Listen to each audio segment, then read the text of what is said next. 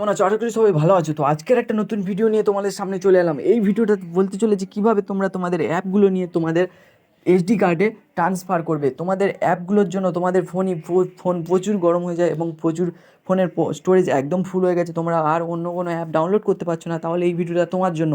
কারণ আজকের এই ভিডিওতে আমি দেখিয়ে দেবো কীভাবে তোমরা এই অ্যাপগুলো নিয়ে তোমাদের এসডি কার্ডে ট্রান্সফার করতে পারবে। এসডি কার্ডে যদি ট্রান্সফার করে দাও তাহলে তোমাদের ফোনের স্টোরেজ অনেক কমে যাবে। আর এই অ্যাপগুলো যদি তোমাদের ফোনের স্টোরেজ থেকে বার হয়ে যায় তাহলে ভাবতেই পারছো খুবই স্পিডে আপনাদের ফোন চলতে পারবে।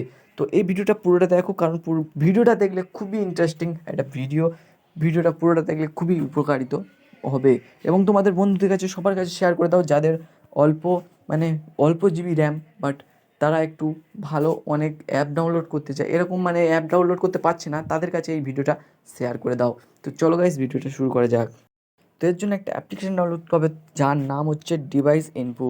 তো এইটা প্লে স্টোরে তোমরা অ্যাভেলেবেল পেয়ে যাবে। তো এখানে লোগোটা দেখে নিতে পারবে। আমি যখন এখানে স্ক্রিনটা করছি, লোগোটা একবার দেখে নেবে। এই যে অ্যাপটা ডিভাইস ইনফো বলে সার্চ করলে চলে আসবে। তো তারপরে কি করবে, এখানে অ্যাপটা ডাউনলোড করে তারপরে এখানে ওপেন করলে এরকম একটা ইন্টারফেস দেখাবে।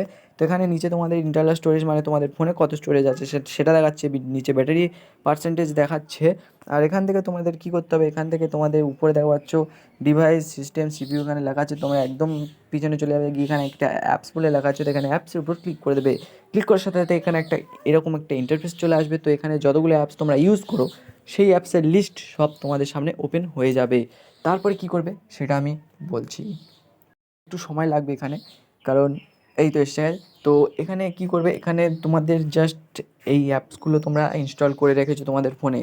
তো এবার কি করবে, এই অ্যাপসগুলোর প্রত্যেকটা অ্যাপসই তোমরা ঢোকাতে পারবে তোমাদের, যদি এসডি কার্ডটা একটু ভালো বেশি জিবি র্যাম হয়ে থাকে তাহলে সবগুলো অ্যাপ তোমাদের এসডি কার্ডে ঢোকাতে পারবে।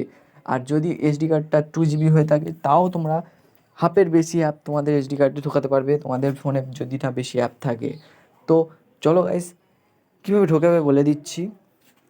তো ফার্স্ট আমি সবগুলো অ্যাপ আমি ঢুকিয়ে দিতে পারবো। তো তোমাদের ফার্স্ট যে আমি এয়ারটেল অ্যাপটা ঢুকিয়ে দেবো, কীভাবে করবে, এখানে নিচে দেখা পাচ্ছ এয়ারটেলের উপর ট্যাপ করবে, করার পর এখানে একটা এক্সট্রাক্ট অ্যাপ বলে লেখা আছে, এখানে ক্লিক করে দেবে।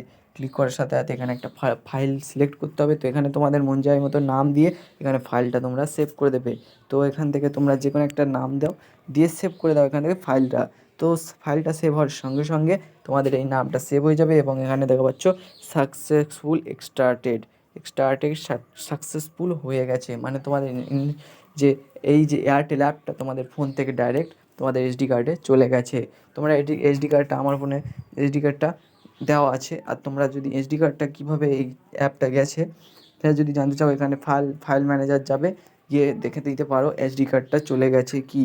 আর যদি না যায় তাহলে এখান থেকে তোমরা যে ফাইল ম্যানেজার আছে ওটা ডিঅ্যাক্টিভ করে দেবে, মানে আনইনস্টল করে দেবে। করে দিয়ে এখান থেকে এখানে দেখা পাচ্ছে এখানে প্লে স্টোর পাবে, প্লে স্টোরে খুলে দেবে। প্লে স্টোরে পাওয়া যাওয়ার পর এখান থেকে ছোট্ট একটা অ্যাপ্লিকেশন ডাউনলোড করে নেবে, যেটা ফাইল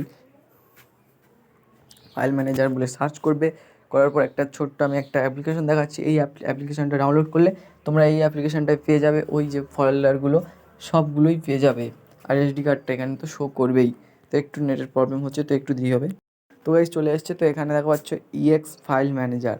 তো এইটার তোমরা লোগোটা দেখে রাখো, এই অ্যাপটা তোমরা ডাউনলোড করে নেবে, করে নিলে তোমাদের আর কোনো প্রবলেম হবে না, গ্যারান্টি দিয়ে বলে দিচ্ছি। তো আজকের ভিডিওটা কেমন লাগলো, ভিডিওটা ভালো লাগলে লাইক কমেন্ট শেয়ার করো আর সাবস্ক্রাইব করে পাশে থাকো। তো বাই বাই আজকের ভিডিওর মধ্যে। তো পরের ভিডিওতে আবার দেখা হচ্ছে, টাটা।